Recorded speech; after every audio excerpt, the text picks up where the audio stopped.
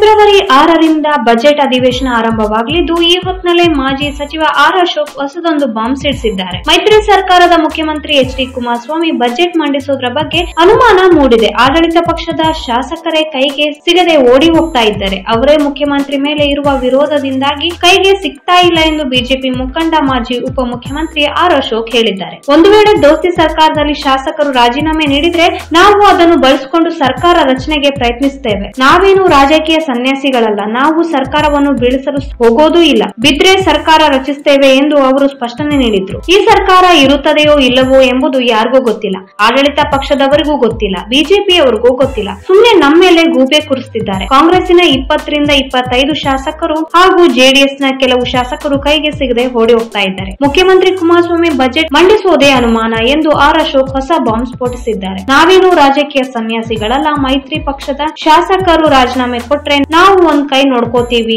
ಅಂತ ಆರ್ ಅಶೋಕ್ ಹೇಳಿದ್ದಾರೆ. ಈ ಹೇಳಿಕೆಯಿಂದ ಮತ್ತೆ ಆಪರೇಷನ್ ಕಮಲಕ್ಕೆ ಬಿಜೆಪಿ ಕೈ ಹಾಕಿದೆ ಎಂಬ ಅನುಮಾನ ವ್ಯಕ್ತವಾಗಿದೆ. ಆಡಳಿತ ಪಕ್ಷದ ಶಾಸಕರ ಸಂಪರ್ಕಕ್ಕೆ ಸಿಗ್ತಾ ಇಲ್ಲ. ಹೀಗಿರುವಾಗ ಸಿಎಂ ಬಜೆಟ್ ಮಂಡಿಸುವುದು ಅನುಮಾನ ಎಂದಿದ್ದಾರೆ.